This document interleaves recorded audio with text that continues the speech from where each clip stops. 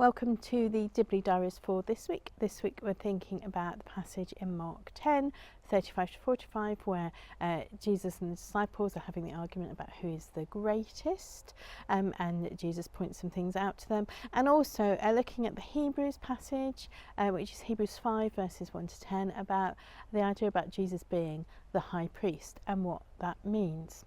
So reflecting on these passages this week has led me to think about what it means to have a vicar in a rural context, and what the greatest sort of vicar is in that context. And it has really changed, and it is currently a challenge for us.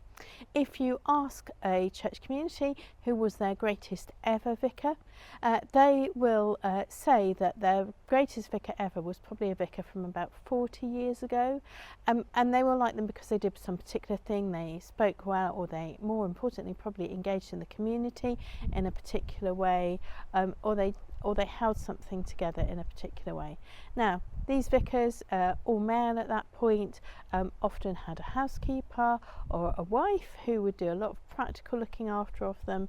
They probably have a PCC secretary and a treasurer, and they would be only looking after a few people in comparison to the type of being a vicar that people are called to now. Some years ago, I sat down in the office of a fellow professional in a large village community where I was working, and he said to me, "You look tired." And I said, "Well, yeah, I am tired because I'm looking after my family and I'm doing a job that 40 years ago 3 men did." And he said to me, "But that's okay because you're a woman." Now, I wasn't really sure how I felt about him making that statement, whether it was a compliment to me or a kind of reverse sexism, but you know, I was tired and I had things to do, so I let it slip, and we got on with talking about the things that we needed to talk about. But there are fewer and fewer at the moment traditional stipendiary full-time priests in the Church of England, and this has been changing for years and years now. And for the past 20 years, I've been trying to work out what our response should be and thinking about it. Some people say, well, God is just wrong. He should be calling more people to ministry. But I don't think that at all. I think God is asking us to think in a new way about what it means to be church. So, for example, if you have one person who's a stipendiary person, or even a part-time person who's looking after more places, by necessity, other people in the community are going to have to step up and take on some of the roles that maybe the vicar did in the past. And my observation is that vicars in the past were very dominant figures who did everything. Whereas actually, I think it's more important for us as communities to be working together to be fulfilling God's calling for us in the communities where we live. And so I think what has happened is that the pendulum had swung way over to a real problem of clerical dependency, and now it's swinging back where people, the whole people of God in a place, are being called to do Christ's ministry in that place alongside the person who is their ordained leader. And how that looks like in rural communities is something that we're still working on, and it's especially a problem when people look back to the past and go, oh well, that was the greatest vicar that we ever had. But actually God's calling us to something new.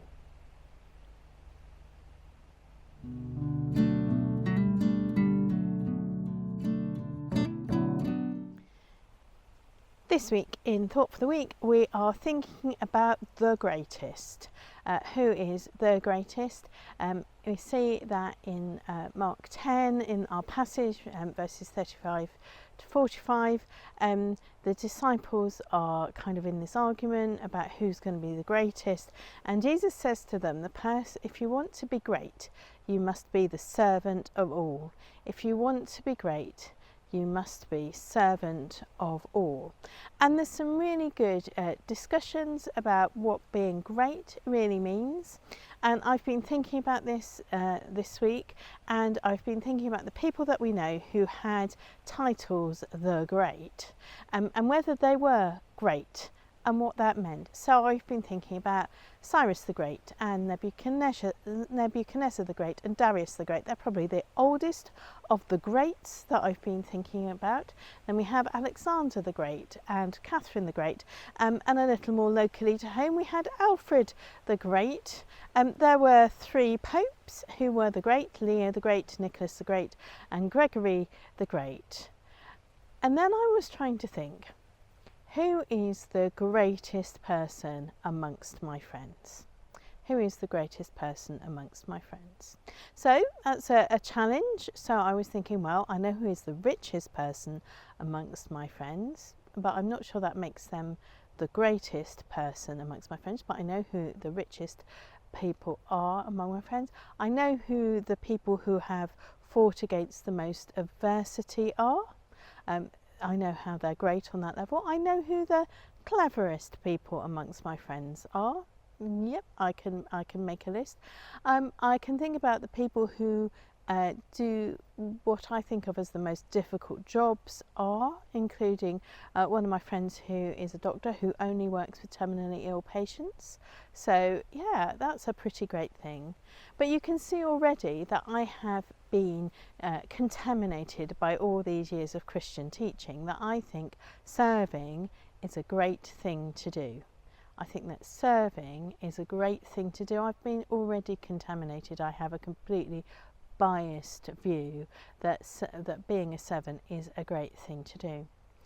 There was some discussion in the kind of 19th century evangelical revival that if you are going to be a vicar, you should work so hard serving everybody that you would be dead by the time you were from exhaustion by the time you were 40.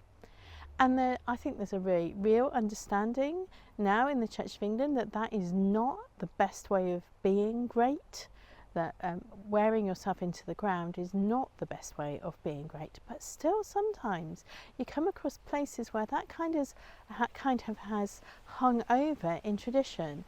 And I think actually, having experience of working in part-time roles in the Church of England, there is amongst some people an expectation that even if you have a part-time role, you will still be working 60 hours a week. Whereas not the recognition that actually that role is that role, and God may be calling you to do other things as well, and that's why you're doing a part-time parish role. This expectation of exhaustion is not healthy, but the expectation of serving is exactly what we aspire to. And I was thinking about how we aspire to that in a healthy way, and actually I ended up thinking about the images of the church community as being the body of Christ, and how actually that's a really good way of thinking about serving others within our community and beyond our community, because we're all part of the body of Christ and we all do something. To be honest, as someone who tries to organise communities to serve others in their community and each other, we don't need people with great missional visions or fantastic strategies most of the time. Most of the time we need people who are able to make tea, wash up, move tables, and to put up posters and ask people to come along to things. And that's the thing that we need. We need people who will do that as part of their being the body of Christ. And actually, what does it mean for us all to serve each other and to serve the communities where we live? What does it mean? How do we aspire to be great in the eyes of Jesus?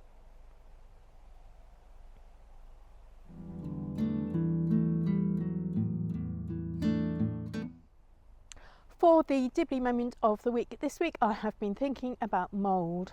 I've been thinking about mould because in the Old Testament, the greatest priests were all able to talk about mould and to determine what sort of mould it was.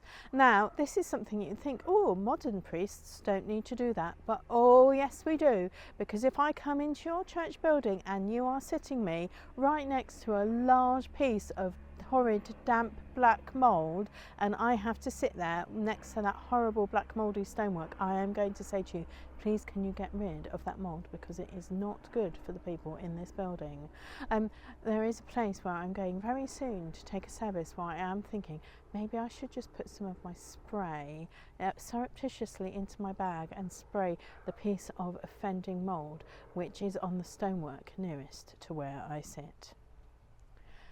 Well, that's it for the Dibley Diaries for this week. I pray that you and your village, however large or small, have a really blessed week where you are all able to serve each other.